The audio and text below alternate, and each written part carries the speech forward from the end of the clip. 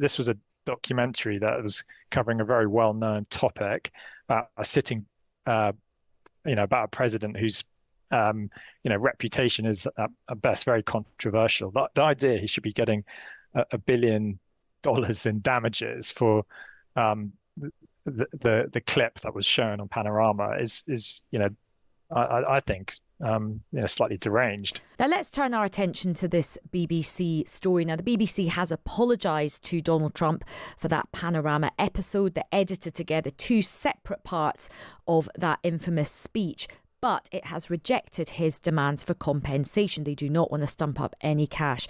Lawyers for Donald Trump have threatened to sue the BBC for $1 billion in damages unless the corporation issues a retraction and an apology, which is done, but compensates them. Let's listen to what Lisa Nandy had to say this morning on Times Radio Breakfast. I think it's important to put this in context. The BBC produces thousands of hours of really top, high-quality programming, news, journalism and current affairs every year. And where mistakes are made, of course, it's absolutely right that they treat it with the utmost seriousness and they apologise when they've got it wrong. Well, let's now speak with Rupert Cowper-Coles, who's a media law expert and a partner at the RPC Law firm in London. Rupert, welcome to the show. Good afternoon. It's lovely to be here. So do you think this apology will suffice, or given how litigious the US president is, do you think you could see a lawsuit on the horizon? Well, I think the BBC are right to be taking this very seriously. One of the developments in the latest Trump term has been his appetite for litigation with big media organizations. You might be aware he's suing the Wall Street Journal and the New York Times for very large sums, respectively. I think one of those cases about, or maybe both of those cases about Epstein allegations. But I see this appetite for litigation as part of a sort of wider growing trend with this president to take on his opponents in the media. Yeah, the kind of the warfare thing is a big part of his sort of kind of broader political and PR strategy. And what do you make about this $1 billion figure? Do you think it would stand up in a court of law that he would have a chance of getting this money? Well, if he was to sue in England, he wouldn't have any chance of getting a sum like that. We took damages awards out of the hands of juries in the 1990s because juries could award such large sums that it could effectively bankrupt a media organization, and that has an enormous chilling effect on free speech. Journalism's media organizations can't engage in robust investigative journalism if one slip up could sink the whole organization and put everyone out of a job.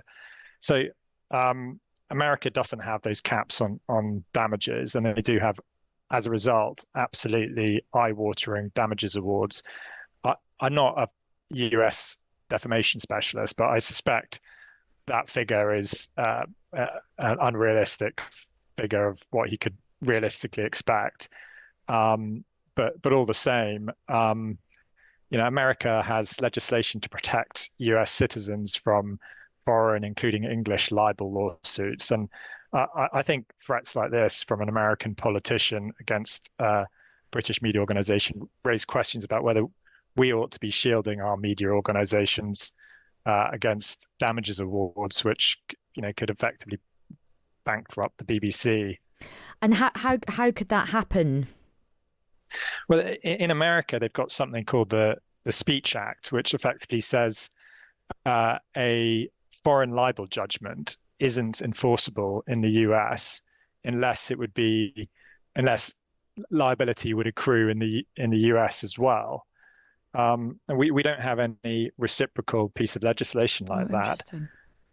But there's no reason why Parliament couldn't pass a law saying we won't enforce damages awards. Our courts won't respect US damages judgments if they go over our statutory cap for damages of about £300,000. And you have to get this in proportion. I mean, this was a documentary that was covering a very well-known topic about a sitting, about a president whose, reputation is at best very controversial. The idea he should be getting $1 billion in damages for the clip that was shown on Panorama is I think slightly deranged. And have there been any examples? Because this kind of gap in our legislation is something that's really interesting. I didn't know that. Have there been cases where British media companies have been subject to sort of libel cases in other jurisdictions, and they've had to sort of cough up here, or they have been exposed to that, the thing you've just described? Yes. So Melania Trump sued the publisher of the Daily Mail a few years ago. I think that settled out of court. I've got a client at the moment who's facing criminal defamation proceedings in Malaysia over a passing remark to a member of the royal family out there. So it is an issue. Both media organizations and individual journalists getting sued abroad and forced to sort of comply with foreign standards of free speech, including the US case, exposure to absolutely massive damages awards. Well, look, what an interesting conversation, Rupert. Thank you very much for your time. It's a pleasure. That's Rupert Cowper-Coles, who's a media law expert and partner in a big law firm in London. It is going to be interesting to see whether Donald Trump does want to pursue that legal case. Very, very interesting. I didn't know about that kind of sort of that legislative sort of gap that we've got. I will say, I know the president has a very good relationship with Prime Minister Starmer. You have been there, you've seen them in their interactions, you've questioned both leaders in your time joining us when we've gone to the United Kingdom a few different times now. However, he has always been very frank when he disagrees with leaders, even whom he has a good relationship with. And the BBC, being a fair news organization, is definitely an outlet. I think these two leaders would disagree.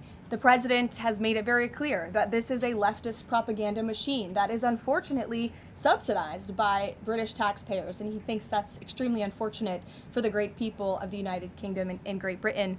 And I think that the president was deeply concerned by the editing, the purposeful and dishonest editing of his speech that was so clearly fake news, and he rightfully dubbed that term many years ago, and this is a classic example of that. We see it in the United States all the time. We see it now in the United Kingdom. As you know, the president's external legal counsel has filed a lawsuit against the BBC.